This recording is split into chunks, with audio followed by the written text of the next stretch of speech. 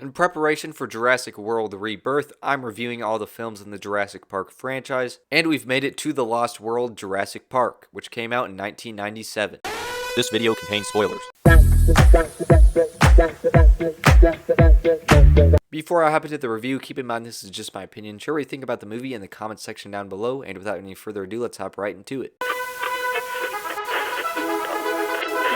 So if you thought the first movie was good, well, guess what? That was not the end of the story. Because apparently all of a sudden there's still novelty to seeing dinosaurs destroy people on an island. How original. Turns out there was another island than the other Jurassic Park island. And John Hammond, who is in control of the whole engine thing, lost his leadership, and now his nephew is in charge of it and wants to exploit it and make another park. And so John Hammond sends his own team to stop his nephew's team from getting all these dinosaur eggs and whatnot. I don't even remember what their exact plan was, but it was not good. And then what do you know, there's a bunch of mayhem because dinosaurs are on the island. I mean, I don't know what people thought was going to happen. And most people die except for the main characters that you actually care about because of their plot armor. And then at the end, there's this part that just kind of feels like out of nowhere, where they're in San Francisco and then all of a sudden this dinosaur gets loose because it was getting shipped. And as I was saying, it kind of like messes with the flow of the movie, but also in the same way, why wasn't this an entire movie? I mean, that is a great idea for a sequel. Make a movie about dinosaurs going crazy in a normal city.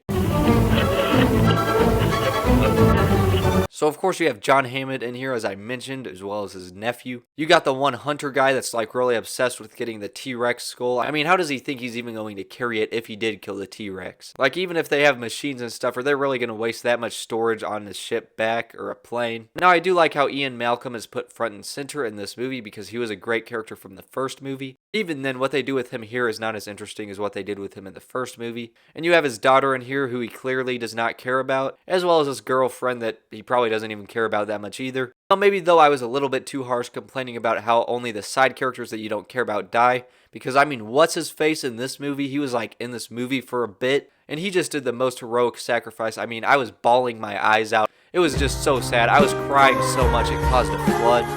I was like, no! What's his face? And then what do you know, a bunch of random side characters after that are killed. So John Williams does do the score for this movie once again, and it is very good. I don't think it was as good as the score in the first movie, but I mean, regardless, I can't complain about that here. This is one of the strengths of the movie. Now, while I do find most of the movie to be mediocre and kind of boring at times, there are individual sequences that are pretty good. There's just a lot of tension as these dinosaurs are attacking humans and they have to survive. Still though, there's not as much novelty to it since we already had a movie about that. And then they decided to make this movie, and 5 movies after that. I guess to be fair though, they keep making money unfortunately, so this franchise might never end. Hopefully at least for the 8th movie though, they have a dinosaur going through a normal city like at the end of this movie. I cannot stress enough how good of an idea that was, and they just like wasted it.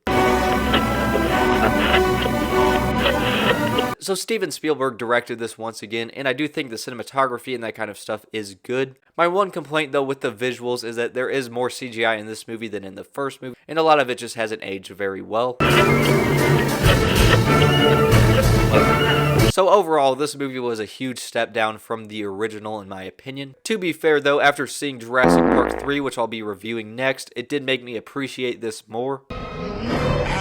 So overall, on the quality scale of 0 to 100, I'll give it a 62%, and if you're a huge fan of this franchise, you should check it out. But otherwise, it is not worth watching at all. If you've seen it, let me know what you think about it in the comment section down below. As always, thank you guys so much for tuning in, and I'll see you guys next time.